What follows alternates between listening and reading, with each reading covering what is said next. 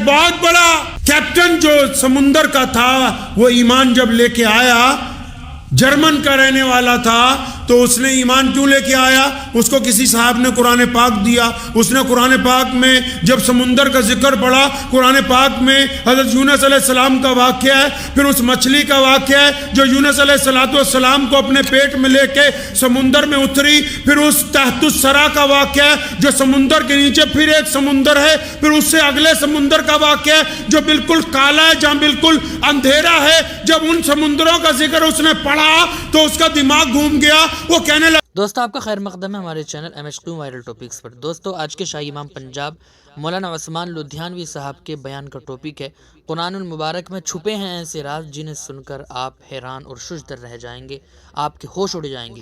اس بیان کو توجہ سے سنیے گا، بہت زیادہ فائدہ ہوگا۔ چلیے دوستو مل کر سنتے ہیں۔ اور رمضان المبارک کی سب سے بڑی عظمت والی بات یہ ہے، سب سے بڑی رمضان المبارک کی خصوصیت یہ ہے کہ رمضان المبارک کا بابرکت مہینہ نزول قرآن کا مہینہ ہے۔ اس عظمت والے مہینے میں عظمت والی کتاب، عظمت والے نبی کو اللہ تبارک و تعالیٰ نے عطا فرمائی ہے۔ قرآن پاک کو پڑھنا، قرآن پاک کو سمجھنا، قرآن پاک کو پڑھانا اور قرآن پاک کو دوسروں کو سمجھانا، قرآن پاک پر عمل کرنا، یہ تمام مسلمانوں پر فرض ہے۔ جس طرح نماز فرض کی گئی، اسی طرح قرآن پاک کے ساتھ رغبت رکھنا، اس کی تعلیم حاصل کرنا، قرآن پاک کے احکامات کو سمجھنا، یہ بھی تمام مسلمانوں پر فرض ہے تاکہ وہ اللہ تبارک و تعالیٰ کے احکامات کو سمجھ کے پوری دنیا کے سامنے اپنے رب اور رسول صلی اللہ علیہ وسلم کے پیغام کو جو ہے وہ پہنچا سکیں۔ قرآن پاک میں خصوصیت ہے کہ ملک کوئی بھی ہو، زبان کیسی بھی کیوں نہ ہو، حالات بھی کیسے کیوں نہ ہو، اقتدار کسی کا بھی ہو، لوگ جیسے مرضی ہوں، ماحول جیسا مرضی ہو، قرآن پاک کی سب سے بڑی خصوصیت یہ ہے کہ قرآن پاک نے جو باتیں انسانوں کے ساتھ کی ہیں وہ حالات کو دیکھ کے آج تک تبدیل نہیں کی جا سکی۔ قرآن پاک کے احکامات کو تبدیل نہیں کیا جا سکتا۔ قرآن پاک جس طرح نازل ہوا اور جس انداز سے نبی علیہ السلام کو عطا ہوا ہے، اب قیامت تک قرآن پاک کے زبر کو زیر کے اندر بھی کوئی تبدیل نہیں کر سکتا۔ یہ قرآن پاک کی خصوصیت ہے کہ اللہ تعالیٰ نے اس کلام کو دنیا کے تمام انسانوں کے لیے دیا ہے۔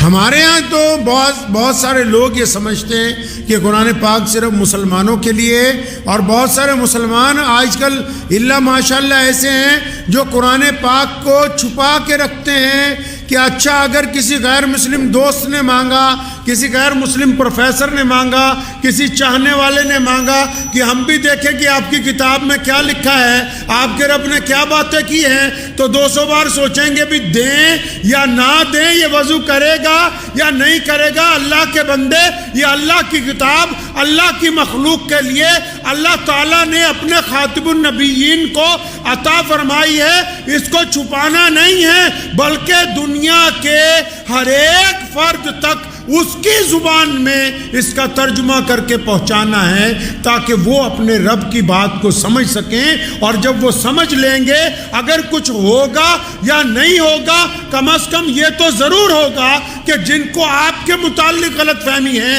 جن کو اسلام کے متعلق غلط فہمی ہے، جو مسلمانوں کو یہ سمجھنے لگے کہ یہ دہشت گرد ہیں، جن کے دل میں یہ بات آ گئی کہ نعوذ باللہ قرآن پاک نے دہشت گردی کی بات کی ہے، جب وہ قرآن کو پڑھیں گے، قرآن کو سمجھیں گے، قرآن کی آیتوں کو سمجھیں گے، تو ان کو پتہ لگے گا کہ قرآن پاک نے جہاں جہاں ظلم کے خلاف اعلان کیا، تو وہ ظالموں کے لیے کیا گیا، مظلوموں کے حق میں کیا گیا۔ قرآن پاک وہ واحد کتاب ہے جو انسانوں کی ہمدردی کی بات کرتی ہے، اور جن کو اس کتاب کا وارث بنایا گیا وہ اس کتاب کو چھپاتے پھر رہے ہیں۔ اس سے زیادہ بدقسمتی کی بات اور کیا ہو سکتی ہے؟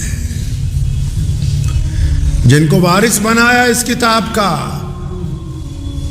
قرآن پاک کی خصوصیت پتہ کیا ہے؟ آپ کو پتہ ہے نبی علیہ الصلوۃ والسلام سے پہلے جتنے بھی رسول آئے ان کو کتابیں دی گئیں، صحیفے دیے گئے، لیکن اللہ کی طرف سے پابندی تھی کہ جو جس نبی کو کتاب دی جائے گی اس کا حافظ صرف نبی ہی ہوگا، جس کو عطا کی جائے گی اسی کو یاد رہے گی۔ یہ محمد رسول اللہ نے ہم پر کرم فرمایا کہ اللہ نے جب ان کو قرآن عطا کیا تو انہوں نے پوری امت کو حفظ کرنے کی اجازت دے دی، ورنہ قرآن کے علاوہ کسی نبی کی کوئی ایسی کتاب ہے ہی نہیں جو ان کی امت میں کسی نے حفظ کی ہو۔ یہ عظمت بھی اگر عطا کی گئی تو قرآن پاک کو عطا کی گئی ہے۔ یہ مرتبہ بھی اگر ملا ہے تو صرف قرآن پاک کو عطا کیا گیا، اور اس مرتبے عطا کرنے کی وجہ سے دیکھیے پہلی امتوں کی کتابیں محفوظ نہیں رہیں، اور جو محفوظ بھی تھیں ان میں رد و بدل ہو گیا۔ موسیٰ علیہ الصلوۃ والسلام کے صحیفے، ان کے پاس جو توریت تھی، جو انجیل تھی، وہ محفوظ نہیں رہی، لیکن قرآن پاک محفوظ کیوں ہیں؟ کیونکہ نبی علیہ الصلوۃ والسلام نے اپنی امت کے سینوں میں اس کو محفوظ کر دیا، اپنی امت کے کروڑوں دلوں کے اندر اس کو اس کا گھر بنا دیا۔ اب کوئی چاہے بھی تو اس کے اوراق میں کسی زبر کو زیر میں، کسی پیش کو نہیں تبدیل کر سکتا۔ کیوں؟ کیونکہ یہ کروڑوں دلوں میں محفوظ ہے۔ اللہ تعالیٰ نے اس کی حفاظت کا کائنات میں انوکھا انتظام کیا کہ دشمن بھی چاہے تو وہ قرآن پاک کے حروف کو تبدیل نہیں کر سکتا ہے۔ بہت سارے لوگ یہ سمجھتے ہیں کہ قرآن پاک صرف شاید ناظرہ پڑھنے کی کتاب ہے، ناظرہ پڑھنے کا ثواب ہے، اس میں کوئی دو رائے نہیں۔ قرآن پاک کو تراویح میں سننے کا ثواب ہے، اس میں کوئی دو رائے نہیں۔ قرآن پاک کو گھر میں پڑھنے کا ثواب ہے، اس میں کوئی دو رائے نہیں ہے۔ قرآن پاک کی ایک ایک آیت اور ایک ایک آیت کے ہر ایک لفظ میں اللہ نے بڑی عظمت رکھی ہے۔ ایک ایک لفظ میں اللہ نے بڑی عظمت رکھی ہے۔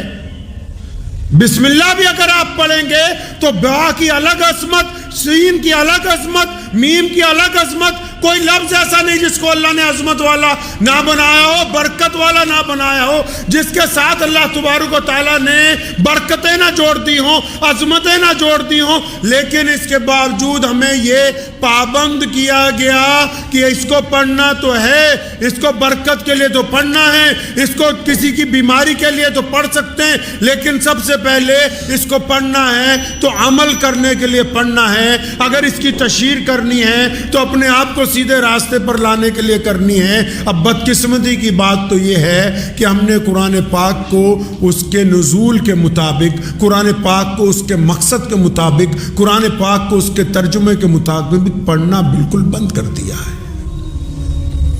ہم پریشان کیوں ہیں؟ ہم کیوں پریشان ہیں؟ کیونکہ ہم نے قرآن پاک کو ترجمے کے ساتھ پڑھا نہیں۔ ہم قرآن پاک کو دم کرنے کے لیے استعمال کرتے رہے اور قرآن پاک کو ترجمے کے ساتھ نہیں پڑھا۔ اچھا ترجمے کے ساتھ پڑھتے تو ہمیں پتہ لگتا کہ جو بیپاری بیپار کر رہا ہے، یہ جو ترازو ہاتھ میں پکڑا قرآن پڑھا ہوا ہوتا اور اس نے ترجمہ پڑھا ہوا ہوتا تو اس کو پتہ ہوتا کہ میں ایک بیپاری ہوں، میرے رب نے قرآن میں مجھے کہا ہے کہ برابر تولنا، غلط مت تولنا، میری نگاہ تجھ کے اوپر ٹکی ہوئی ہے۔ کیونکہ قرآن نہیں پڑھا، اس لیے افسر تو بن گیا ہے، اقتدار میں تو آ گیا ہے، لیکن بڑے لوگوں کو کچھ کرنے کے لیے کام کرتا ہے، اپنی مرضی کے مطابق قرآن کرتا ہے۔ لیکن اگر قرآن پڑھا ہوتا تو پھر اس کی بات سمجھ آ جاتی کہ میں کلمہ لا الہ الا اللہ محمد رسول اللہ پڑھنے والا ہوں، میں انصاف کا قلم لے کے بیٹھا ہوں، میں کسی کو مسلمان ہونے کی وجہ سے چھوڑ نہیں سکتا، کسی کو غیر مسلم ہونے کی وجہ سے سزا نہیں دے سکتا، بلکہ جو رب رسول نے انصاف کے تقاضے پورے کرنے کے لیے کہا ہے اس کے مطابق کام کروں گا۔ قرآن کیونکہ پڑھتے نہیں ہیں. ہم نے سمجھا ہی نہیں قرآن پاک کو. قرآن پاک نے ہمارے ساتھ گفتگو کی ہے بار بار. آج بھی بڑی ذمہ داری کے ساتھ یہ بات عرض کی جاتی ہے. آج بھی اگر رمضان آنے والا ہے, 2-3 دن رہ گئے, آپ قرآن پاک کو پہلے پارے سے پڑھنا شروع کیجئے اور اس کا ترجمہ ساتھ میں پڑھیے, اس کی تفسیر پڑھیے. یہ دعویٰ کیا جاتا ہے آج بھی پوری کائنات میں اگر کوئی زندہ کتاب ہے, کائنات میں کوئی زندہ کتاب جو آپ سے بات کر سکتی ہے, جو آپ کے مسائل کو سمجھ سکتی ہے, جو آپ کے دل کی باتوں کو جانتی ہے, جو آپ کی تکلیفوں کو محسوس کرتی ہے, جس کے پاس آپ کی پریشانیوں کا حل ہے, آپ قرآن پڑھنا شروع کریں گے, ایک پارے کے بعد آپ یقیناً خود اپنے آپ کو کہیں گے کہ لگتا ہے یہ کتاب آج ہی نازل ہوئی, اور یوں لگتا ہے کہ جیسے میرے لیے نازل ہوئی, ایسے لگتا ہے جیسا میرا رب میری پریشانیاں جانتا ہے, اس کو میرے دکھوں کا پتہ ہے, اس کو میری اصلیت پتہ ہے, وہ مجھے ترقی کے راستے پر لے جانا چاہتا ہے. کیونکہ قرآن پڑھا ہی نہیں, اس لیے پتہ ہی نہیں کہ اللہ تعالیٰ کا قرآن کہتا کیا ہے. کسی غیر مسلم نے اٹھ کے اگر کہہ دیا کہ قرآن پاک میں نعوذ باللہ جہاد کی آیتیں ہیں, ارے مسلمانوں کم از کم پڑھو تو صحیح قرآن کو. دہشت گردی کے خلاف, آتنکواد کے خلاف دنیا میں پہلی سرجیکل سٹرائک قرآن پاک نے کرنے کا حکم دیا, اور اعلان کیا گیا کہ ان غریب لوگوں کی, ان مظلوم لوگوں کی مدد کیوں نہیں کرتے جن کے اوپر ظلم کیا گیا. قرآن پاک نے دہشت گردی کی بات نہیں کی, دہشت گردی کی مخالفت کی بات کی ہے. کیونکہ قرآن نہیں پڑھا اس لیے پتہ نہیں ہے, کیونکہ قرآن پاک کو پڑھنا ضروری نہیں سمجھا اس لیے پتہ نہیں ہے. اور ہم نے یہ دیکھا ہی نہیں کہ قرآن پاک چاہتا کیا ہے. تعلیم جو آج ہم دلوا رہے ہیں اپنے بچوں کو, پنجاب میں اکثر جب ہم لوگ پروگراموں میں جاتے ہیں, میں تو اپنے ہندو سکھ دوستوں سے اکثر کہتا ہوں کہ آپ اپنے بچوں کو اپنے مذہب کی تعلیم تو دلواؤ. آپ نے مذہب کو کٹرواد کا نام دے دیا. مسلمانوں نے بھی, ہندوؤں نے بھی, سکھوں نے بھی, عیسائیوں نے بھی, تمام مذہب کے لوگوں نے مذہب کو کٹرواد کا نام دے دیا. اور نہیں, جو بندہ دھارمک ہوتا ہے, جو مذہبی ہوتا ہے, وہی تو اچھا انسان ہوتا ہے, کیونکہ اس کے دل میں اپنے رب کا خوف ہوتا ہے. اس کا مذہبی ہونے کا مطلب کہ وہ نیک انسان ہے. آپ اپنے بچے کو قرآن نہیں پڑھانا چاہتے تو آپ کا بچہ بھی آپ کی قدر نہیں کر سکتا. کیوں؟ کیونکہ جو تعلیم آپ انگریزی اسکولوں میں ان کو سمجھا رہے ہیں, جو تعلیم آپ انگریزوں کی ان کو دلوا رہے ہیں, کن انگریزوں کی تعلیم؟ آج اگر آپ کسی بڑے یورپ کے ملک میں چلے جائیں تو فیملی کا جو سسٹم ہے وہ ختم ہو گیا. کیوں ختم ہو گیا؟ کیونکہ ماں باپ کو اولاد سے پیار نہیں, اولاد کو ماں باپ سے پیار نہیں. اچھا ایک بڑھیا سا جانور جس کو پپی کہتے ہیں, کتا, اس کو خرید کے لوگ پالتے ہیں, اپنے گھر میں رکھتے ہیں, اپنے بستر میں اپنے ساتھ سلاتے ہیں. وہ لوگ جن کے پاس بڑی بڑی ڈگریاں ہیں, جن کے پاس دولت ہے, جن کے پاس پیسہ ہے, جن کے بڑے بڑے محل ہیں, جن کے پاس کوٹھیاں ہیں, اچھی اچھی کاریں ہیں, وہ اچھا سا کتا خریدتے ہیں اور اس کے اوپر پیسے خرچ کرتے ہیں, اس کو نہلاتے ہیں روزانہ, اس کو ڈاکٹر کے پاس لے کے جاتے ہیں, واک میں صبح اپنے ساتھ لے کے جاتے ہیں, اس کو رات کو اپنے بستر میں سلاتے ہیں, اور اپنے ماں باپ کو اولڈ ہوم چھوڑ کے آتے ہیں. اپنے ماں باپ کو برد آشرم میں چھوڑتے ہیں. کیوں؟ کیونکہ ان کے پاس مذہب کی تعلیم نہیں ہے. ان کو یہ تو پتہ لگ گیا کہ پیسے کمانے, عیاشی سے زندگی گزارنی, آرام سے زندگی گزارنی ہے. لیکن اگر ان ماں باپ نے جو آج اولڈ ہوم میں دولت ہونے کے باوجود بیٹھے ہیں, اگر انہوں نے اپنے بچوں کو اپنا مذہب پڑھایا ہوتا تو یہ بچے اپنے رب سے ڈر جاتے, اپنے رسول کا کہنا مانتے. ان کو پتہ ہوتا کہ زیادہ پیسوں کا مطلب یہ نہیں کہ بڈھا بڈھی کو اٹھا کے گھر سے پھینک دو, کہ جب تک یہ بڈھا اور بڈھی راضی نہیں ہوتے اللہ راضی نہیں ہونے والا ہے. یہ تعلیم کس نے دینی تھی؟ یہ تعلیم قرآن پاک نے دی ہے، اور حکم ہوا، فرمایا جب ماں باپ کے پاس جاؤ وہ بوڑھے ہو جائیں، یہ دونوں کندھوں کے متعلق لکھا، فرمایا ایسے دبا کے جھک کے جیسے کوئی نوکر اپنے مالک سے ملتا ہے، کندھے جھکا کے اپنے ماں باپ سے ملو۔ اور فرمایا جب آگے سے ڈانٹیں، کیونکہ بوڑھے آدمی کو بعض اوقات سمجھ نہیں رہتی، تو فرمایا آگے سے اگر ڈانٹ دیں ماں باپ تو اوف بھی نہ کہنا، کیونکہ تو جب چھوٹا تھا گوشت کا لوتھڑا تھا، اور تجھے انہوں نے اپنے جگر کا خون پلا پلا کے پالا ہے، اپنا پیٹ کاٹ کے تجھے کھلایا ہے۔ قرآن پاک میں یہ خاصیت ہے، کیونکہ قرآن نے ایک بہت بڑے عالم کو، قرآن نے ایک بہت بڑے افسر کو، قرآن نے ایک بہت بڑے وزیر کو، قرآن نے ایک غریب کو، بڑے اور چھوٹے کو، جن کے دلوں میں قرآن کا احترام ہے، وہ اپنے ماں باپ کے غلام بنے ہوئے ہیں، اور جنہوں نے قرآن پاک کو پڑھا ہی نہیں، وہ ماں باپ کو گالی دے کے نماز پڑھنے جا رہے ہیں، ان کو پتہ ہی نہیں کہ ماں باپ کی ناراضگی کے بعد نماز ہوتی ہی نہیں ہے، ان کو پتہ ہی نہیں کہ قرآن پاک کی عظمت کیا ہے، قرآن پاک آپ سے چاہتا کیا ہے۔ قرآن پاک نے کوئی بات ہی نہیں ہے ایسی، آپ جائیں آپ کہیں میں سائنسدان بننا ہوں، قرآن کہتا ہے سائنسدان بن گئے، اور اللہ تعالیٰ نے پھر اس کے رموز رکھے۔ ایک بہت بڑا کیپٹن جو سمندر کا تھا، وہ ایمان جب لے کے آیا، جرمن کا رہنے والا تھا، تو اس نے ایمان کیوں لے کے آیا؟ اس کو کسی صاحب نے قرآن پاک دیا، اس نے قرآن پاک میں جب سمندر کا ذکر پڑھا، قرآن پاک میں حضرت یونس علیہ السلام کا واقعہ ہے، پھر اس مچھلی کا واقعہ ہے جو یونس علیہ السلام کو اپنے پیٹ میں لے کے سمندر میں اتری، پھر اس تحت الثری کا واقعہ ہے جو سمندر کے نیچے پھر ایک سمندر ہے، پھر اس سے اگلے سمندر کا واقعہ ہے جو بالکل کالا ہے، جہاں بالکل اندھیرا ہے۔ جب ان سمندروں کا ذکر اس نے پڑھا تو اس کا دماغ گھوم گیا، وہ کہنے لگا یہ محمد الرسول اللہ، ہمارے پیارے پیغمبر۔ کیونکہ غیر مسلم دوست بہت سارے یہ سمجھتے ہیں کہ شاید قرآن پاک محمد رسول اللہ کی کتاب لکھی ہوئی ہے، نہیں، قرآن پاک تو محمد رسول اللہ کو اللہ نے دیا ہے، یہ اللہ کی کتاب ہے۔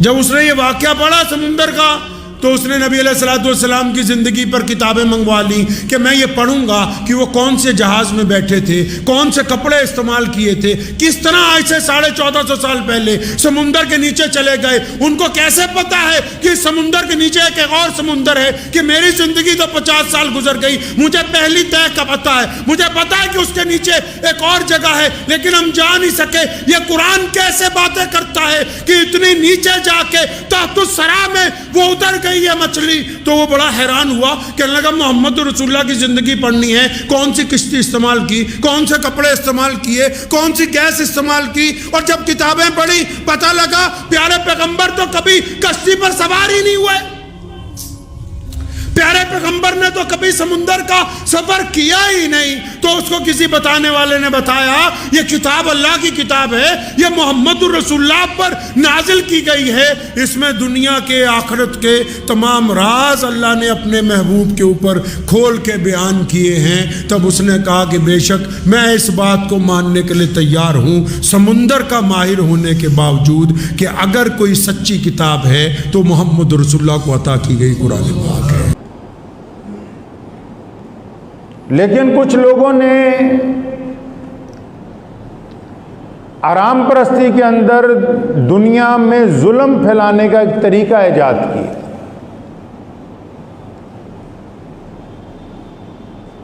اور دولت کمانے کا ایسا طریقہ ایجاد کیا جس سے ان کو تو کچھ حاصل ہو رہا ہے، لیکن جن سے سامان یا دولت لی جا رہی ہے ان کے دلوں کو سکون نہیں پہنچتا، بلکہ نفرتوں کا کاروبار شروع ہو رہا ہے۔ میری مراد تعویذ دینے والے اور تعویذ لینے والے لوگوں سے۔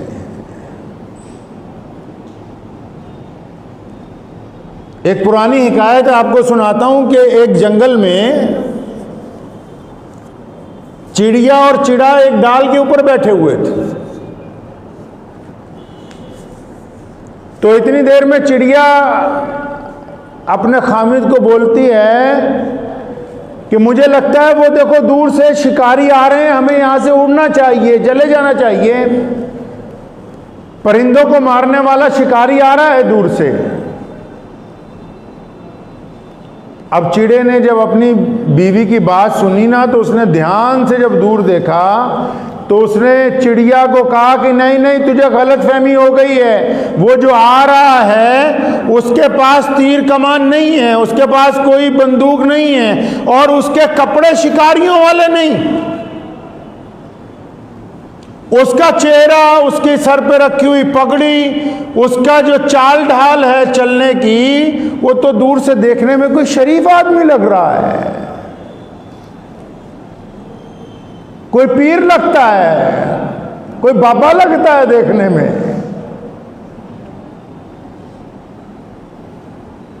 چڑیا نے جب یہ بات سنی اپنے میاں کی زبان سے تو اس کو بھی تھوڑی تسلی ہو گئی کہ چلو جی، میں تو سمجھی تھی کوئی شکاری آ رہا ہے، ہمیں اڑ جانا چاہیے۔ ابھی یہ دونوں چڑا اور چڑی بات ہی کر رہے ہیں کہ ایک تیر آیا اور چڑے کا دل چیرتا ہوا اسے اپنے ساتھ ہی لے گیا۔ چڑیا کے ساتھ جب یہ ظلم ہوا تو اس نے عدالت میں مقدمہ کیا، وقت کے بادشاہ کے جا کے اپیل کی کہ دیکھو جی، میرے خامد کو مار دیا گیا، اس کے اوپر تیر چلایا گیا، اس کو اس نے قتل کر دیا۔ تو جب عدالت لگی، بادشاہ نے دونوں فریقوں کو بلایا، گواہ ملے، تو یہ ثابت ہو گیا کہ وہ جو بندہ چلا آ رہا تھا وہی شکاری تھا، وہ جو بندہ آ رہا تھا چلا ہوا، جس کے پاس اس وقت تیر کمان نظر نہیں آیا، جس کے پاس کوئی بندوق نظر نہیں آئی، جو دیکھنے میں شریف آدمی لگتا تھا، جو دیکھنے میں پیر لگتا تھا، ولی لگ رہا تھا، جس کے چہرے کے خد و خال کسی بابے کی طرح تھے، اور پتہ لگا کہ یہی شکاری ہے۔ اور جب گواہوں نے بھی کہہ دیا کہ یہ شکاری یہی ہے، اور یہ پتہ لگ گیا کہ یہ قاتل ہے چڑیا کے آدمی کا، تو بادشاہ نے چڑیا کو کہا بتاؤ اس کو کیا سزا دیں، کیا اس کو پھانسی دے دی جائے، کیا اس کو قتل کر دیا جائے؟ تو سنیے اس چڑیا نے کیا کہا۔ اس چڑیا نے کہا کہ بادشاہ صاحب، اس کو پھانسی دینے سے مسئلہ حل ہونے والا نہیں ہے،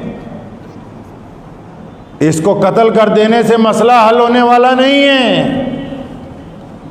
بادشاہ بڑا حیران ہوا، اس نے چڑیا سے پوچھا پھر تم چاہتی کیا ہو؟ کہنے لگی چڑا تو مر گیا، اب میں یہ چاہتی ہوں کہ آپ ایک قانون بنائیں کہ جو شکاری ہیں وہ شکاریوں جیسے کپڑے پہنے، اللہ والے جیسے کپڑے پہن کے لوگوں کا شکار نہ کرے، تاکہ لوگوں کا یقین نہ اٹھ جائے۔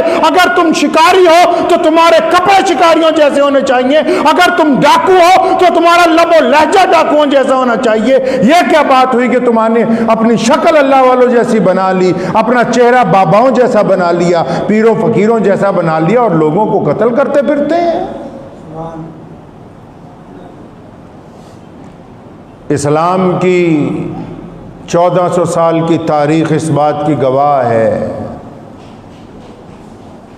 کوئی ایک صحابی ایسا نہیں ہے جو یمن سے چلا ہو، مصر سے چلا ہو، خراسان سے چلا ہو، کوئی رسول اللہ صلی اللہ علیہ وسلم کے پاس آیا اور آگے کہا یا رسول اللہ مجھے تعویذ لکھ کے دے دیں۔ قرآن پاک کا نزول تعویذات کے لیے نہیں ہوا، اور میں حیران ہوں کہ 21ویں صدی کے لوگ جن کو پتہ ہے کہ اگر ہم بیمار ہو جائیں اور ہمارے جسم میں کوئی مرض لگ جائے تو وہ مرض ڈاکٹر کے پاس جائیں گے، اور ڈاکٹر جو دوائی دے گا وہ مریض کو کھانی ہوگی۔ ڈاکٹر اگر انجیکشن لگانے کی بات کرے گا تو انجیکشن مریض کے جسم میں لگایا جائے گا۔ یہ تو ممکن نہیں ہے کہ اگر مریض چھوٹا سا بچہ ہے اور ڈاکٹر نے اس کو تیز ڈوز دینی ہو تو اس کے ماں باپ کہیں کہ جی ہمارے ٹیکہ لگا دو، ہمارے بچے کے نہ لگاؤ۔ کیا یہ ممکن ہے؟ ایسا ہو سکتا ہے کہ جو بندہ بیمار ہو اس کو دوائی نہ دی جائے اور اس کے ماں باپ کو دوائی دیتے ہیں، بھائی بہنوں کو دوائی دیتے ہیں؟ تو آپ کہیں گے کہ نہیں نہیں ڈاکٹر بیوقوف ہے، پاگل ہے، علاج نہیں ہو سکتا۔ تو پھر یہ کیسے ممکن ہے کہ جو بندہ اگر اس کو اس بات کا وہم ہے یا اس بات کا اندازہ ہے کہ اس پر جادو ہو گیا، اس کے اوپر کسی نے ٹونا کر لیا، یہ کیسے ممکن ہو سکتا ہے کہ دوائی کی پڑیا اس کی جیب میں رہے اور وہ ٹھیک ہو جائے؟ یہ کیسے ممکن ہے؟ قرآن پاک کا نزول تعویذ لکھنے کے لیے تو نہیں کیا گیا. علامہ نبوی رحمۃ اللہ علیہ فرماتے ہیں کہ گرچہ اگر جائز بھی ہو تعویذ پہننا لکھنا، فرماتے ہیں اولین ایمان کا درجہ یہ ہے کہ بندہ اس کو اپنے گلے میں کسی قیمت پر نہ لٹکائے اور مکمل توکل اللہ کی ذات کے اوپر توجہ کر دے اپنی. کیسے نفرت کا کاروبار چل رہا ہے جی؟ لوگوں کے دل کمزور ہیں ہمارے ملک میں. میں آپ کو اپنا ایک چھوٹا سا واقعہ سناتا ہوں. ہم لوگ کہیں گئے، ہمارے ایک دوست ہیں، ان کی نئی کوٹھی بنی تھی، اس کا افتتاح تھا، دعوت رکھی تھی انہوں نے. اب اس کوٹھی میں جب دعوت سے فارغ ہو کے باہر نکلے تو میں اور مستقیم بھائی اکٹھے ہی تھے. تو سامنے والی جو کوٹھی والے تھے ان کو پتہ لگا کہ شاہ امام صاحب کے بیٹے آئے ہوئے ہیں اور اس کوٹھی میں آج دعوت افتتاح ہے. تو وہ جو غیر مسلم تھے میاں بیوی، وہ اس کے پاس آئے کہ حضرت کو بولیں کہ 2 منٹ کے لیے ہمارے گھر بھی آ جائیں. اب چلیے جی، پڑوسی ہیں، ان کے گھر بھی چلے گئے. ماشاءاللہ بڑا خوبصورت گھر بنا ہوا تھا. اب بیٹھے، ہم نے انہیں کہا کچھ کھائیں گے پیئیں گے نہیں، انہوں نے کہا پھر بھی آپ تھوڑا سا جوس لے لیں. تو آپ یقین مانیں کہ ہم ان کی بیٹھک میں بیٹھے اور بہت مالدار لوگ، بیٹھک بڑی خوبصورت بنی ہوئی تھی جس کو ڈرائنگ روم بولتے ہیں آپ. اب اس کی جو سیلنگ تھی بڑی پیاری اچھی لگی مجھے، تو میں بڑے دھیان سے اسے دیکھنے لگا کہ خوبصورت چیز ہے اور یہ کیسے بنائی گئی. میرا اندازہ تھا بھی ان سے معلوم کروں بھی کیا لگایا ہے اس میں، بھی اتنی خوبصورت ہے، اس کا ڈیزائن بہت اچھا ہے. میں ابھی 2 منٹ اس کو دیکھا تو ان کے گھر کی جو بڑی خاتون تھی وہ سامنے آ کے ہاتھ جوڑ کے کھڑی ہو گئی کہ آپ سچ سے بتاؤ میاں جی کیا نظر آ گیا ہے، بتاؤ ہمارے گھر میں تو سایہ ہی بڑا زبردست ہے. اب جو وہمی لوگ ہوتے ہیں نا، جب وہ یہ حرکت شروع کرتے ہیں یہیں سے کاروبار شروع ہو جاتا ہے. اب یہ جو ڈپلیکیٹ شکاری ہے جس نے کپڑے جو ہیں پہن رکھے صوفیوں والے، کہنے لگا ہاں جی نظر آیا توڑے گھر تے سایہ ہی بڑا بھارا ہے. آپ اندازہ لگائیں 21ویں صدی میں جی رہے ہیں. یہ پتہ ہے کہ موبائل بنا سم ڈالے ہوئے نیٹ ورک نہیں پکڑے گا، پھر بھی گھوڑے کی نال اور ہنڈیا اپنے گھر کے باہر لٹکا رکھی ہے کہ یہ آفتیں روک دیں گی. ایسی کوئی بھی چیز کسی کے اوپر آنے والی آفت کو نہیں روک سکتی. اگر تعویذوں کے ساتھ دوسرے کو اپنے قابو میں کر لیا جاتا، ہم نہ قابو میں کر لیں امریکہ کے پردھان منتری کو؟ ہیں جی، بیت اللہ میں روزانہ دعا ہوتی ہے پورے فلسطین کے لیے، اور پھر کیا کرتے ہیں؟ جو آتا ہے تعویذ لینے نفرت کیسے پھیلا دیتے ہیں کہ اچھا تمہارے گھر میں اے کے ساتھ کس کس کا نام پڑتا ہے؟ اس نے کہا جی میرے فلاں چاچے کا لڑکا، اس کا نام اے سے احسان ہے جی، فلاں ہے جی اس کا نام انل ہے جی، فلاں ہے جی اس کا نام یہ ہے جی. اچھا ٹھیک ہے. ایچ سے کتنے لوگوں کا نام ہے؟ اس کا جی فلاں کا نام ہے. ٹھیک ہے. اچھا تو فلاں تو ان کو اپنے 500 روپے کھڑے کرنے کے لیے ہم بتا دیتے ہیں کہ فلاں جو لفظ کا آدمی ہے وہ بندہ تمہارے اوپر کچھ کروا رہا ہے. اب اندازہ لگائیں کہ 500 روپے کمانے کے لیے ان 2 بندوں کے دلوں کے اندر نفرت پیدا کرتی ہے. 2 بندوں کے دلوں میں نفرت پیدا کر دی. وہ پھر آتا ہے دوبارہ کہ جی بار آپ کو پتا ہے یہ جو چھپکلیاں دیواروں پر پھرتی ہیں، اگر آپ کبھی جائیں گے جانوروں کے ڈاکٹر کے پاس تو یہ جب چھپکلی پریگننٹ ہوتی ہے تو یہ خون کی پچکاریاں مارتی ہے. اب جتنوں کے کپڑوں پہ خون کے چھٹے پڑ گئے وہ صبح ہی کسی بابے کے پاس پہنچ جاتا ہے، بابا جی چھٹے پڑے ہوئے ہیں کہ ہاں تیرے گھر کا تو حالات خراب ہے بھائی، تو ٹائم تے ہی آ گیا نہیں تو کام نپٹن والا ہی سی تیرا. بس گھر میں آپ کوئی گوشت لے کے آئے، لفافہ لائے سالن، اب لا کے کرسی پہ رکھ دیا، ٹیبل پہ رکھ دیا، اب وہ خون وہاں لگ گیا، وہ اٹھا کے کچن میں چلا گیا، کسی کا روپٹہ وہاں پر رکھا گیا، کسی کے کپڑے رکھے گئے، اب اس پہ لگ گئے ہیں جی داغ خون کے، جی معاملہ خراب ہو گیا، اب اس گھر کی تباہی تیار ہے جی. بس کئی تو ایسے ملیں گے آپ کو کہیں گے بس آج تو ٹائم تے آ گئے، اگر 1 گھنٹہ اور لیٹ ہو جاتا کم تو مک گیا سی گا جی. بس अच्छे अच्छे लोग बाबे बने हुए हैं जो बेले हैं, जो कहते हैं उनको पता काम ही यही है, इसके अलावा अच्छा काम ही कोई नहीं। और आपको एक तजर्बे की मैं बात बताता हूं, आप कभी देखिएगा इसको जाके, वो भी सुने जो इसका कारोबार करते हैं, जो लोग इस तरीके के साथ दौलत कमाते हैं, और जो बेवकूफ बन रहा है वो तो अलग बन ही रहा है, वो सारी जिंदगी इस झगड़े में से निकलेगा नहीं। जो इसमें घुस गया तावीज गंडे के चक्कर में, जिसको वहम पड़ गया कि मेरे ऊपर जादू हो गया, मेरे पर टूना हो गया, मेरे घर के अंदर ये आ गया, मेरे घर में वो आ गया, हर काम नाकामी हमारी है, फोड़ रहे हैं भूतों के ऊपर। ये तो वो काम हो गया जिस तरह बैंक में डकैती पड़ती है तो दूसरे दिन अखबार में आता है 50 करोड़ चोरी हो गए, तो चोर भी देखते हैं कि भाई निकले तो 2 थे, ये 48 लगता है, बाकी महकमे वालों ने बना लिए कि अब ये खा जाएंगे। वही काम। आप अंदाजा लगाएं, अगर इस काम के अंदर जो पड़ गया बंदा ना, जिसको इस बात का वहम हो गया कि मैं तवीज लेने हैं, उसने जगह जगह जाना ही, और फिर उसकी जिंदगी, और जो गुमराही में पड़ गया, अल्लाह नहीं चाहते उसे निकालना, वो खुद नहीं ना बदलना चाहता अपने आप को। और मुसलमानों ने, कईयों ने तो ठेका ले लिया है। याद रखें, वो मुसलमान जो ऐसे इलाकों में रहते हैं कि जहां मुसलमानों की तादाद कम है, अगर वो रेड़ी चला रहे हैं, अगर रिक्शा चला रहे हैं और इधर उधर जा रहे हैं, और कोई उनको कहता कि जनाब कुछ कर दो, कुछ दम कर दो, ये कर दो, और इस कारोबार के अंदर लग गए, पैसे कमा रहे, आने वाली नस्लें मुतासिर हो जाएंगी तुम्हारी। देख लो, जितने तावीज़ गंडे करते हैं, या तो उनका कोई बच्चा बीमार होगा, या खानदान में कोई बीमार होगा, और सारों का दिमाग ही खराब होगा, सही नहीं मिलेगा। आप लिख के ले जाइए आप मेरी ये बात। जो बंदा पैसे कमा रहा है ना इससे, उसकी बात कर रहा हूं, ले देने वाले की तो बात ही बताऊंगा आपको क्या होगा उसका। अगर मैं ये धंधा पकड़ लूं, अभी मैं ऐलान करूं, शाही इमाम साहब तावीज़ देंगे सुबह से, आप यकीन माने 200 आदमी रोज आ जाएंगे, ऐसे भी रोज 20 वापस करने पड़ते हैं यहां से।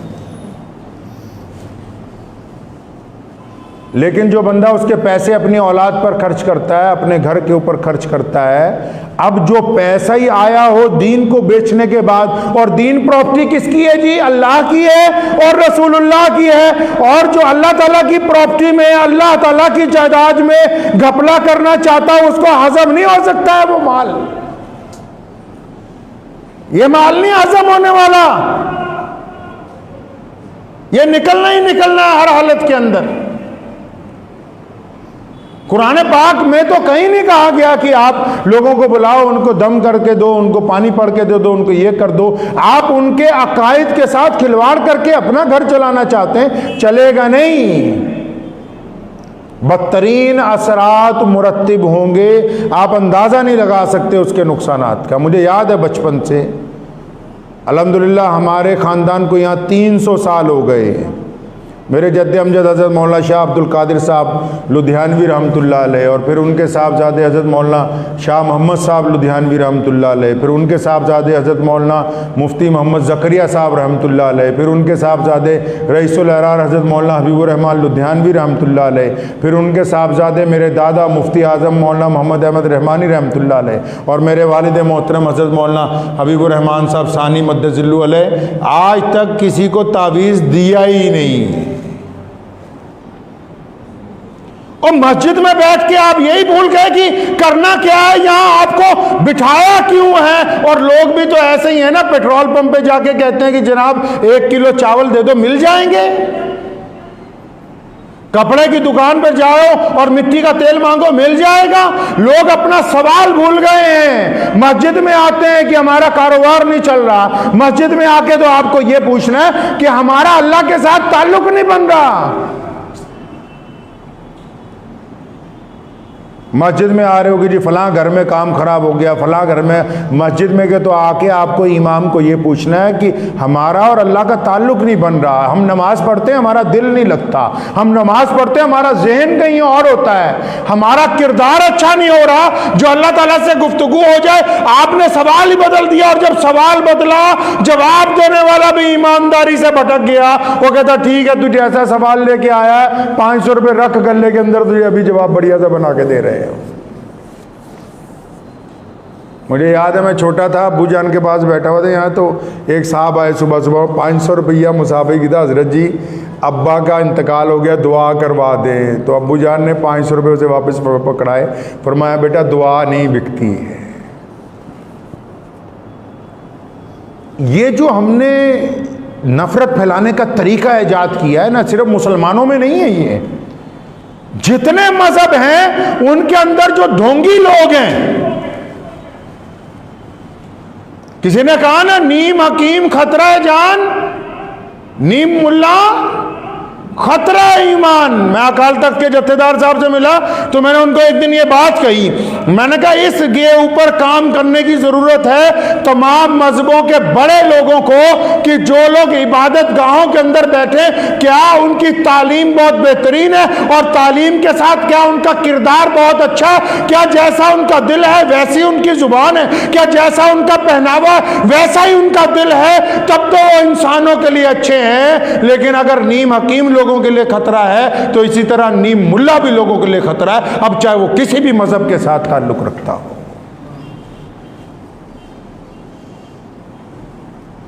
وہم کے مریض ہو گئے ہمارے ہاں. ہمارے دیش میں تو ویسے بھی کسی کو تھوڑا سا ڈرا دو لوگ بھجے پھر دے کہ اچھا ایسے کریں گے جی، ویسے کریں گے جی. اللہ کے بندو، پہلی بات تو یہ کہ 90% لوگ جو ہیں نہ ان پر جادو ہوتا ہے نہ ٹونا ہوتا ہے. پہلی بات تو یہ پلے باندھ لو اپنے پاس. جادو برحق ہے، قرآن پاک نے اس کا علاج بتایا ہے، لیکن آپ اندازہ تو لگائیں جس کا علاج کرنا ہے جی، اب وہ بندہ کہ جی میں نے دوائی نہیں کھانی. بندہ کہے میں دوائی نہیں کھاؤں گا، بس ڈاکٹر صاحب دوائی لفافے میں ڈال دو، گھر میں جا کے لٹکا لیں گے. ڈاکٹر کہے گا یہ مہا بیوقوف آدمی ہے کہ یہ کہہ رہا ہے دوائی لٹکا لوں گا گھر میں جا کے. پہلی بات تو یہ کہ جو لوگ تعویذ گنڈے کے چکر میں پڑ گئے نا میرے بھائی، وہ اپنے آپ کو بھی پریشان کر رہے ہیں، اپنے گھر والوں کو بھی پریشان کر رہے ہیں. وہم کا مرض ان کو ہو گیا ہے. گستاخی کی معافی کے ساتھ کہتا ہوں، گھروں میں 60-70% تو ایسے رہنے والے ہیں، مرد ہو یا عورتیں ہو، ادھیاں نوں تا ڈپلیکیٹ جن چڑھ جاتا، وہ کہتا گھر دے کام ہی نہ دسن مینوں، وہ کہتا گھر والے کام ہی نہ بتائیں، بابے نظر آن لگ پے ہے جی. ایک صاحب ملے جی، میں شیخ فرید صاحب آتے، اللہ اکبر. آپ اندازہ لگاؤ جو بندہ یہ دعویٰ کرتا ہو کہ میرے میں آ جاتے ہیں بابا جی، اور بابا جو اللہ کا ولی ہو، کیا اس کو یہ نہیں پتا کہ یہ ناپاک آدمی اس میں آئے گا کیسے؟ اور جو اللہ کے پاس لوٹ گیا اس نے کب آنا ہے؟ قرآن پاک میں ذکر ہے جادو کا، اور علاج بھی قرآن پاک میں رسول اللہ صلی اللہ علیہ وسلم نے ہمیں بتا دیا. اب یہ سن لو بات، بالکل وہی میں بار بار کہہ رہا ہوں کہ دوائی خود کھانی ہوگی. ڈاکٹر اگر آپ کو بولے، کوئی بابا کہہ دے جی گھر جا کے لٹکا دو، قلعہ ٹھوک دو جی، 50,000 کا سامان لے آؤ جی، یہ جلائیں گے جی، وہ جلائیں گے جی، اللہ اکبر. سب سے پہلے لکھا ہے محدثین نے کہ اپنے دل کو پہلے پاک کرنا ہوگا کہ نفع اور نقصان کا مالک کون ہے؟ اللہ ہے. اور پھر صحیح بخاری کی حدیث ہے، پیارے رسول صلی اللہ علیہ وسلم نے فرمایا کہ جس گھر میں سورہ بقرہ پڑھی جاتی ہو، جس گھر میں سورہ بقرہ پڑھی جاتی ہو، اس گھر میں کوئی جادو کا اثر نہیں ہو سکتا. ان کئی کہندے سورہ بقرہ نہ پڑھنی پڑے، خود اپنی زبان سے نہ قرآن پڑھنا پڑے، دے دو لٹکا لو، تو پھر لٹکانے سے ہونے کو والا کچھ نہیں ہے. ڈاکٹروں کے پاس جانا چھوڑ دینا، گھر میں ہی رہا کریں. بچوں کو بولے دوائی لے کے باہر درخت پہ لٹکا دو بھائی. رسول اللہ صلی اللہ علیہ وسلم پر جب جادو کیا گیا تو قرآن پاک کی آخری 2 صورتیں جو ہیں،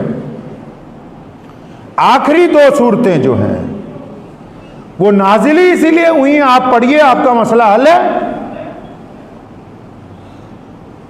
اور جو لوگ قرآن پاک پڑھنے کے باوجود بھی اس مسئلے میں سے نہیں نکل رہے ہیں تو پھر وہ بد پرہیزی کر رہے ہیں. کیا کر رہے ہیں جی؟ اب ایک بندہ شوگر کی دوائی کھا رہا ہے، بار بار چیک کرتا ہے شوگر ہائی آ رہی، دوائی صبح دوپہر شام کھا رہا ہے، ارے دوائی صبح دوپہر شام کھا رہے ہو پھر بھی وہ اپنے مقام پر نہیں آ رہی، کیوں؟ پتہ لگا جی دوائی بھی کھاتا ہے، رسگلے بھی کھاتا ہے، دوائی بھی کھاتا ہے، برفی بھی کھا رہا ہے، دوائی بھی چل رہی ہے، جلیبیاں بھی۔ اب ڈاکٹر کہے گا کہ بھائی جب تم پرہیز ہی نہیں کر رہے تو پھر دوائی کا تو اثر نہیں ہونے والا۔ تو اگر جادو ہٹ ہی نہیں رہا، ٹونا ہٹ ہی نہیں رہا، تو اس کا مطلب آپ ذاتی زندگی میں ابھی اپنے گناہوں سے پرہیز نہیں کر رہے ہیں۔ آپ کو علاج کے ساتھ پرہیز تو کرنا تھا جھوٹ بولنے سے، علاج کے ساتھ ان لوگوں کی نفرت تو دلوں سے نکالنی تھی جو اللہ اور اس کے رسول کا حکم ہے، علاج کے ساتھ جو رزق کھا رہے ہیں اس کا ذریعہ بھی تو حلال بنانا تھا۔ اب حرام کمائی کے ساتھ حلال کام کرنے چلے ہیں تو کیچڑ کے ساتھ اگر کیچڑ کو دھوئیں گے تو ساری زندگی چہرے سے کوئی بھی صفائی ہونے والی نہیں ہے۔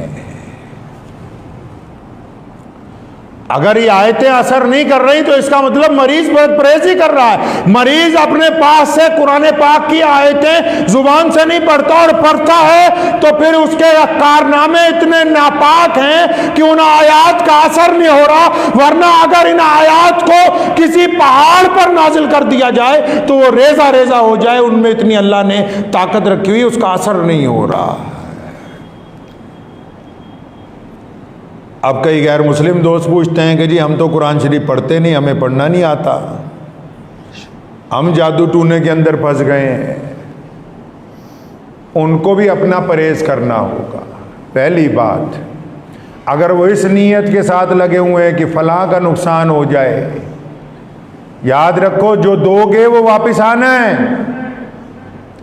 لوگ پوچھتے نا صحت کیسے اچھی بنتی، کیسے بگڑتی ہے؟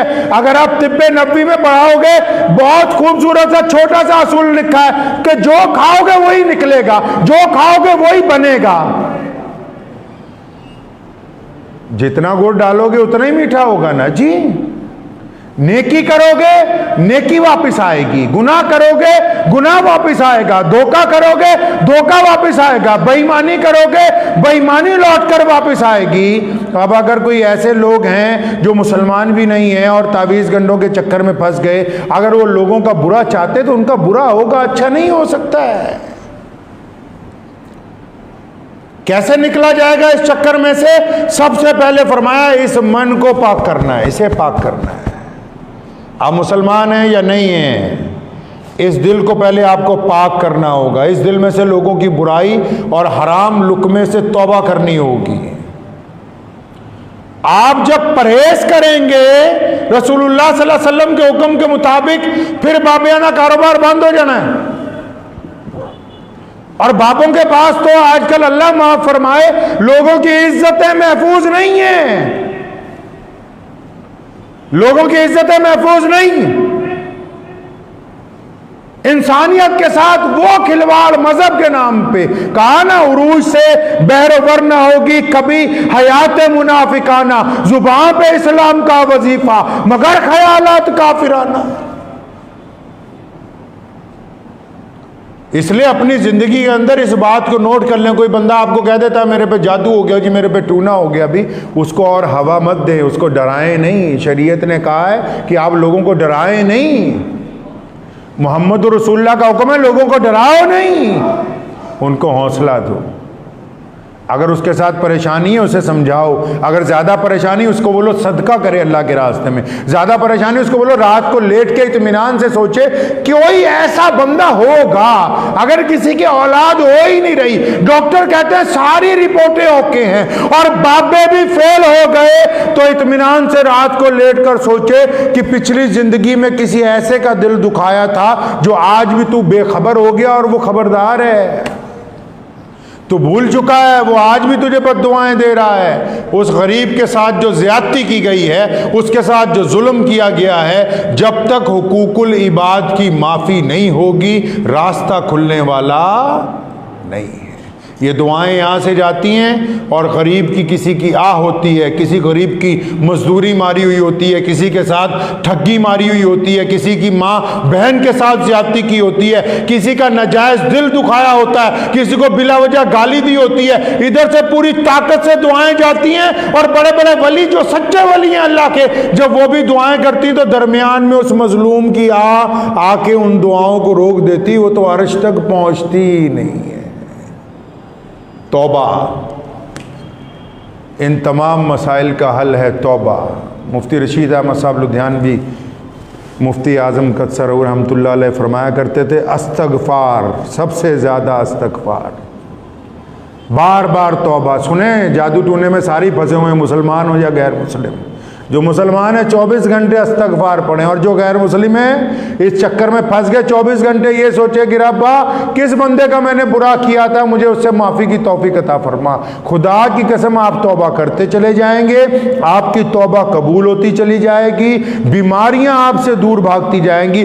جب تک آپ توبہ نہیں کریں گے، اگر آپ الٹے ہو کے بھی لٹک جائیں تو دنیا کا کوئی مولوی، کوئی تعویذ گنڈے والا آپ کو بچا نہیں سکتا ہے۔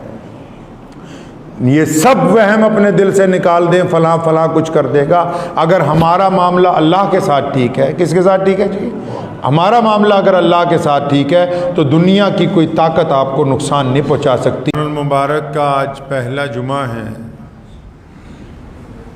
اللہ کریم نے ہم سب پر بڑا فضل فرمایا کہ ہم سب نے اس رمضان المبارک کو پا لیا ہے، ورنہ بہت سارے لوگ ایسے ہیں جو پچھلے رمضان میں ہمارے درمیان تھے اور آج وہ اس دنیا میں نہیں ہیں، چاہے وہ جوان ہوں، چاہے بوڑھے ہوں، چاہے بچے ہوں۔ اگر ہم پیچھے مڑ کے دیکھیں گے تو بہت سارے لوگ آج ہمارے ساتھ نہیں ہیں۔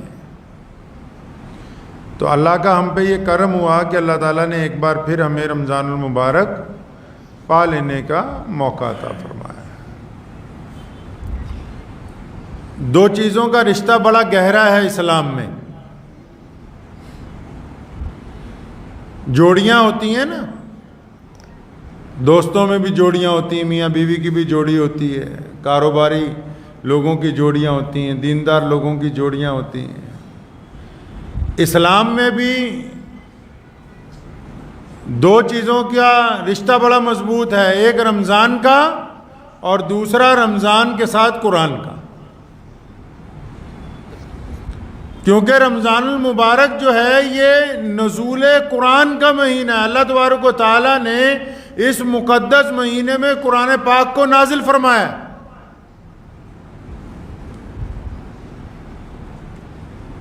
ایک تو پہلی نسبت یہ تھی کہ رمضان اللہ تبارک و تعالیٰ کا مہینہ ہے، اس پہ کمال یہ ہوا کہ اللہ تبارک و تعالیٰ نے اس ماہ کو یہ عزت اور عطا فرما دی کہ رمضان کو نزول قرآن کا بھی مہینہ بنا دیا گیا۔ تمام کا تمام قرآن پاک رمضان المبارک کے مہینے میں بھی اللہ تبارک و تعالیٰ نے نازل فرمایا۔ تو یہی تو وجہ ہے کہ رمضان شریف میں تمام اعمال جو ہم کرتے ہیں، مثال کے طور پہ روزہ رکھنے کے بعد برائیوں سے بچتے ہیں، تمام چیزیں کرتے ہیں، لیکن اس کے ساتھ ساتھ عبادت میں ہم کس چیز کی سب سے زیادہ کثرت کرتے ہیں؟ عبادت میں مسلمان رمضان میں سب سے زیادہ کثرت قرآن پاک کی تلاوت کرنے کی کرتا ہے۔ جو موقع مل جائے قرآن پاک پڑھا جاتا ہے، جتنا موقع مل جائے قرآن پاک پڑھا جاتا ہے۔ اب قرآن پاک جو ہے وہ کائنات کے لیے ایک نظام کا درجہ رکھتا ہے، کائنات کے لیے روح کا درجہ رکھتا ہے، جسم کے اندر جان کا درجہ رکھتا ہے قرآن شریف۔ ہمارے ہاں ہندوستان میں قرآن شریف کو لوگ دم کروانے کے لیے، قرآن پاک سے لوگ دعائیں لینے کے لیے، قرآن پاک کی آیات سے جنات سے چھٹکارا حاصل کرنے کے لیے، قرآن پاک سے گھر میں برکتیں حاصل کرنے کے لیے، قرآن کے ذریعے اپنے بزرگوں کو بخشوانے کے لیے، اس طرح کے کام جو ہیں وہ کرتے ہیں۔ دیکھا جائے تو یہ منع نہیں ہے.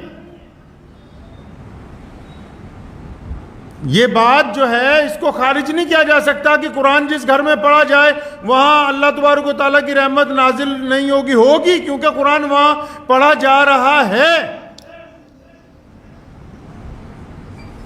اس بات کو خارج نہیں کیا جا سکتا کہ قرآن پاک کو اپنے اکابرین کی, اپنے جو دنیا سے چلے گئے ان کی مغفرت کے لیے پڑھا جانا چاہیے, قرآن پاک کو گھر میں برکت کے لیے پڑھنا جانا چاہیے, قرآن پاک کو اپنی صحت کے لیے, شفا کے لیے پڑھنا چاہیے. لیکن قرآن پاک کے نزول کا مقصد کیا ہے؟ قرآن پاک نازل کیوں کیا گیا؟ جب تک نزول قرآن کا مقصد ہمیں پتہ نہ ہو کہ قرآن پاک نازل کیوں کیا گیا, تب تک باقی چیزیں جو ہیں وہ اپنی جگہ رہ جائیں گی, ہمیں اس کا اصل مقصد پتہ نہیں لگے گا. میں دنیاوی طور پر ایک چھوٹی سی مثال آپ کو دیتا ہوں. مثال کے طور پر ہم کہیں کہ جی فلاں گاؤں کے اندر ایئرپورٹ بنے گا. اب جب ایئرپورٹ بننے کے لیے تیار ہوتا ہے تو بے شمار ہوٹل بنتے ہیں, بے شمار لوگ وہاں پہ اپنے گھر بنانے شروع کرتے ہیں, بہترین سڑکیں بنانی شروع کرتے ہیں. کیوں جی؟ کہ جی اس علاقے میں ایئرپورٹ بن رہا ہے, سارا کچھ یہاں کا مہنگا ہو گیا ہے. ایئرپورٹ بننے لگا ہے تو ساری چیزیں اچھی بنیں گی یہاں. اب اگر سب کچھ بن جائے, وہی نہ بنے جس کے لیے سارا کچھ بنایا گیا ہے, وہ ادارہ ہی چالو نہ ہو جہاں پہ مسافروں نے آنا, اترنا, چڑھنا ہے, تو کتنے دن یہ باقی چیزیں فائدہ دیں گی؟ لوگ کہیں گے بند ہو گیا, یہ یہاں اب کوئی فلائٹ نہیں اتر رہی. ایک یونیورسٹی اگر کسی گاؤں میں بنتی ہے تو چاروں طرف لوگوں کے گھر میں پی جی بن جاتے ہیں, بچے آ کے رہنے لگ پڑتے ہیں, ہوٹل کھل جاتے ہیں, دکانیں کھل جاتی ہیں, ساز و سامان کی دکانیں کھل جاتی ہیں. لیکن بنی یونیورسٹی کس لیے؟ یونیورسٹی کو بنانے کا مقصد کیا ہے؟ یہ تو اس کے ظاہری جو باہر کے فیض ہیں وہ حاصل ہو رہے ہیں, لیکن اس کا مقصد کیا ہے بننے کا؟ اسی طرح قرآن پاک جو ہے وہ پوری کائنات کے لیے ایک ایسی کتاب اللہ تبارک و تعالیٰ نے نازل کی جس کا مقصد انسانوں کو راہ راست کے اوپر لانا ہے. یہ اس کے باقی کے اسباب ہیں, یہ دیگر اسباب ہیں. قرآن پاک کی فلاں صورت پڑھو صحت میں اضافہ ہوگا, فلاں صورت پڑھو جنات آپ کو نہیں پکڑیں گے, فلاں صورت پڑھو گھر کے اندر برکت ہو جائے گی, فلاں صورت پڑھو بچوں کی نظر اتر جائے گی. یہ اپنی جگہ حق ہے, لیکن قرآن پاک کا نزول کیوں کیا گیا؟ جب تک اس کے مقصد کو نہیں سمجھا جائے گا بات حل ہونے والی نہیں ہے. دنیا بھٹک رہی تھی نزول قرآن سے پہلے. قرآن پاک کے نازل ہونے سے پہلے دنیا بھٹک رہی تھی. دنیا میں دستور نہیں تھا, کوئی قانون نہیں تھا. آپ اگر اتہاس اٹھائیں گے, محمد رسول اللہ صلی اللہ علیہ وسلم جب مکہ مکرمہ میں پیدا ہوئے کوئی نظام نہیں تھا, رنگداری تھی, دادا گیری تھی, بس نظام نہیں تھا. کوئی جس کے پاس زیادہ طاقت ہے بس وہ کہتا تھا میں اپنے حساب سے نظام چلاؤں گا. نزول قرآن سے پہلے لوگوں میں سچ بولنے کی روایت نہیں تھی. قرآن پاک نازل ہونے سے پہلے ماں باپ کا احترام نہیں تھا. قرآن پاک کے نزول سے پہلے بیٹی کے لیے زندگی نہیں تھی. قرآن پاک کے نظام سے پہلے ساہوکاروں کے پاس صرف سود کے نام پر پھندا تھا جو غریب کی گردن میں ڈال دیا جاتا تھا. قرآن پاک کے نزول سے پہلے صرف ظلم اور زیادتی کے نام پر غریبوں کا قتل عام تھا جس کو روکنے والا کوئی نہیں تھا. قرآن پاک کے نظام سے پہلے غریب کی بیٹی کا احترام نہیں تھا, جس کا دل چاہتا تھا اس کی عزت وہ لوٹ سکتا تھا.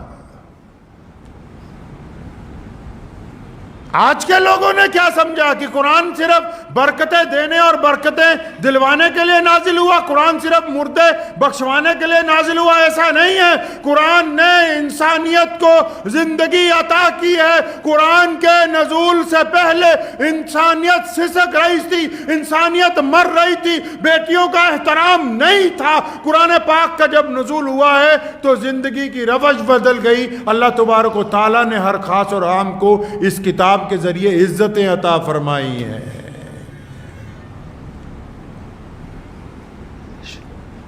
لوگ مال تقسیم کرتے ہیں، کیسے کرتے ہیں؟ کوئی بندہ لائن میں کھڑے ہوئے غریبوں کو پیسے دیتا ہے، ایک طرف سے برابر بانٹتا ہوا چلا جاتا ہے.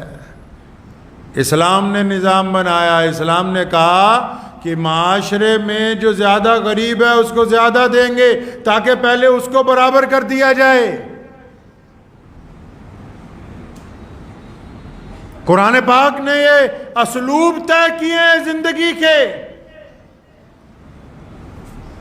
محمد رسول اللہ صلی اللہ علیہ وسلم امی ہیں. کمال کی بات آپ یہ دیکھیں، پوری کائنات میں آج تک جتنے بڑے بڑے لوگ آئے ہیں انہوں نے بڑی بڑی یونیورسٹیوں سے، پروفیسروں سے، بڑے بڑے لوگوں سے علم حاصل کیا ہے. اور یہ اتنی بڑی کتاب جو آج پوری کائنات میں تمام ملکوں میں تمام زبانوں میں پڑھی جاتی ہے تو وہ جس ذات کے اوپر نازل ہوئی، محمد رسول اللہ صلی اللہ علیہ وسلم کے اوپر، وہ نبی امی ہیں. وہ کسی کے پاس قلم دوات لے کے پڑھنے کے لیے نہیں گئے. یہ قرآن پاک کے نزول کا سب سے بڑا کمال ہے.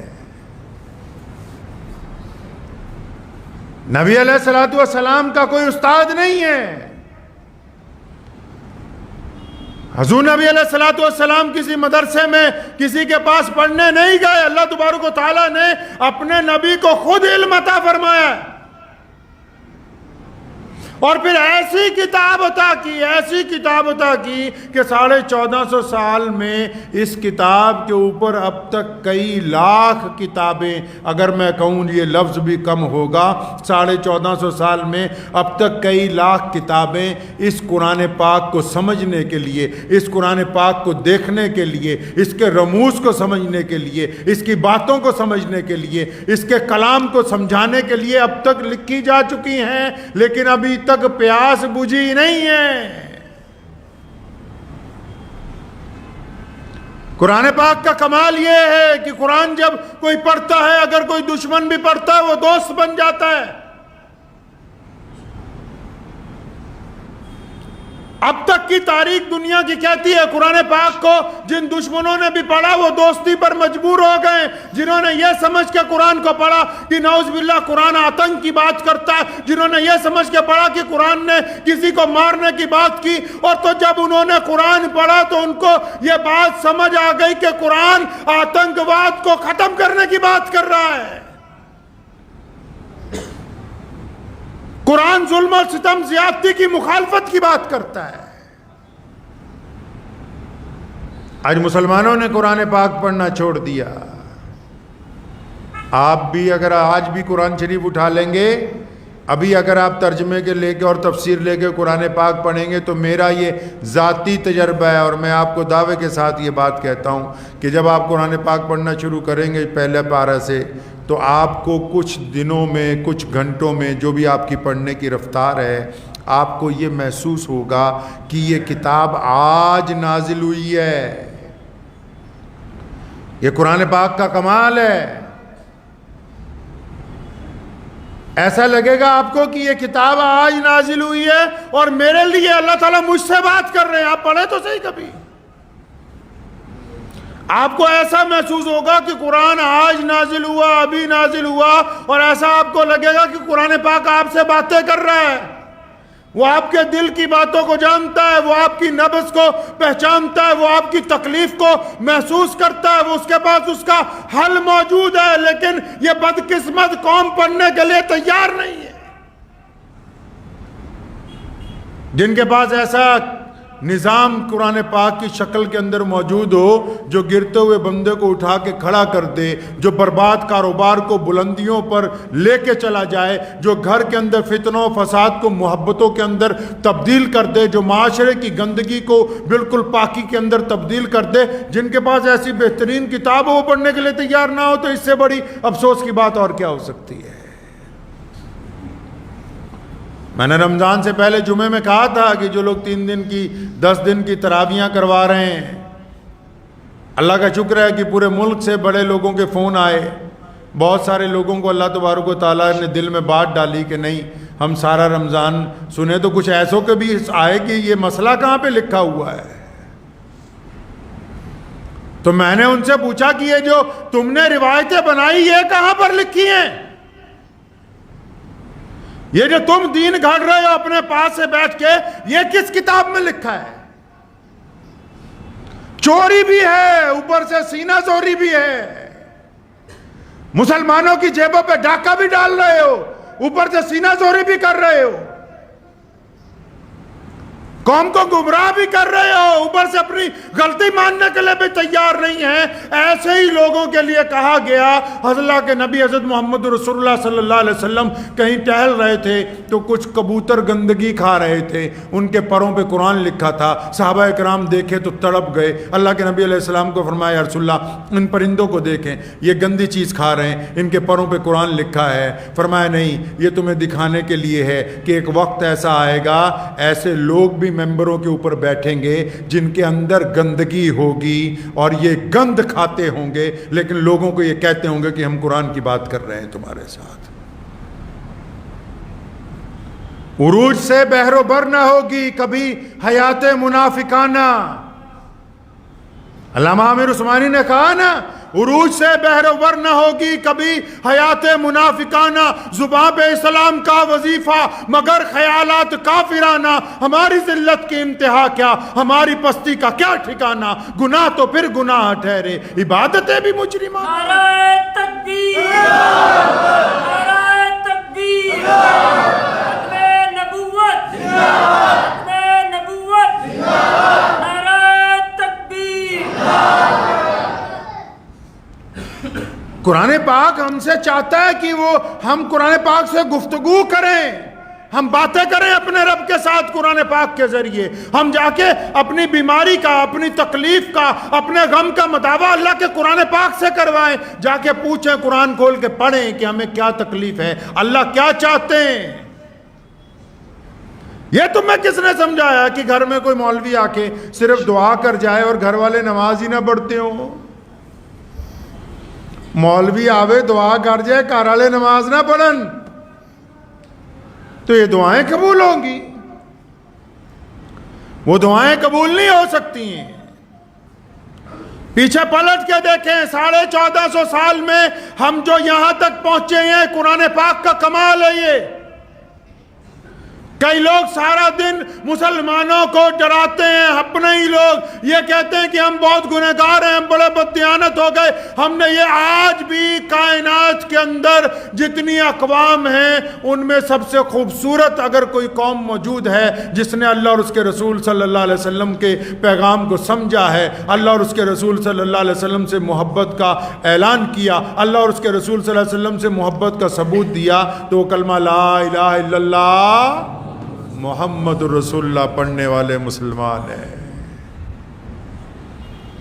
کہ جن کو تم گنہگار کہتے ہو، اللہ کا ان سے وعدہ ہے کہ یہ میرے بندے ہیں، جب یہ میری طرف پلٹ کے آئیں گے تو میں ان کا بازو پکڑ کے ان کو اپنی طرف کھینچ لوں گا۔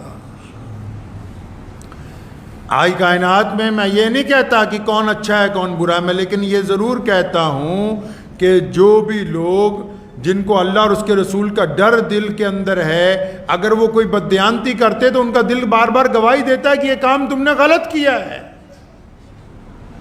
اگر ان کے کپڑے ناپاک ہوتے ہیں وہ اس بات کو مانتے ہیں کہ ہمارا لباس ناپاک ہے۔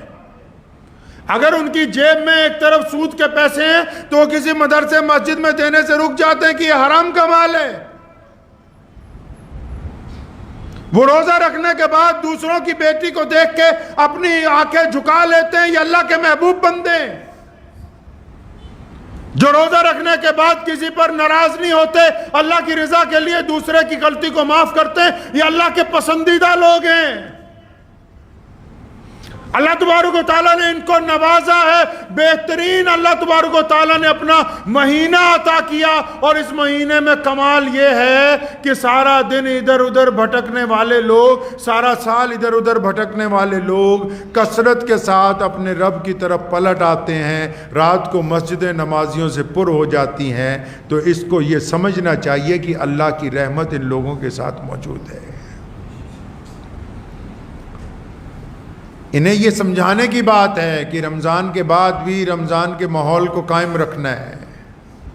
ہم نے صرف قرآن پاک تراویحوں میں سننا نہیں ہے، سننے کے ساتھ ساتھ اسے سمجھنا ہے۔ قرآن پاک نے بڑی خوبصورت، آپ اگر کبھی قرآن پاک کو تفسیر کے ساتھ پڑھیں گے، چھوٹی چھوٹی باتوں میں قرآن پاک نے کہا ہر مشکل کے بعد آسانی۔ قرآن پاک نے کہا کہ ہم یتیموں کی مدد کرنے والوں کو اعزاز دیں گے۔ قرآن پاک نے بار بار کہا کہ جو کسی کو کچھ کھلا دے گا اللہ تبارک و تعالیٰ اس کو سیر کر دیں گے، 10 گنا عطا فرما دیں گے۔ قرآن پاک نے کہا ماں باپ جو ہیں وہ تمہارا سرمایہ ہے، تمہارے سر کے تاج ہیں۔ قرآن پاک نے کہا پڑوسی کے ساتھ اس نے خلوق سے کام لو۔ قرآن نے کہا کہ ظلم کے خلاف اس کے پنجے میں اپنا پنجہ لڑاؤ۔ قرآن پاک نے ہمیں ہدایت دی ہے کہ کسی بھوکے کو کھانا کھلاؤ۔ قرآن پاک نے ہمیں کہا کہ دوسروں کو عزتیں بانٹو۔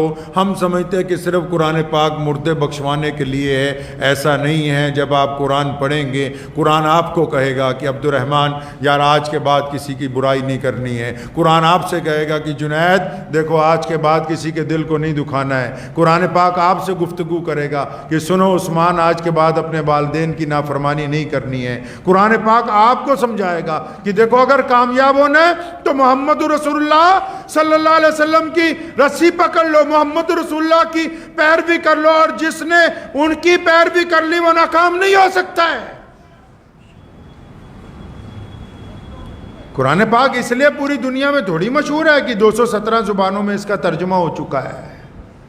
قرآن پاک اس لیے نہیں مشہور کہ دنیا کے ہر ملک کے اندر موجود ہے، ہر جگہ اس کے حافظ موجود ہے، نہیں۔ قرآن پاک اس لیے پوری کائنات کے اندر مقبول ہے کہ ہوا کیسی بھی ہو، حکمران کیسے بھی ہوں، آب و ہوا کیسی ہو، لوگ جیسے مرضی ہوں، قرآن پاک کی کسی آیت کے اندر کوئی تبدیلی نہیں کی جا سکتی ہے۔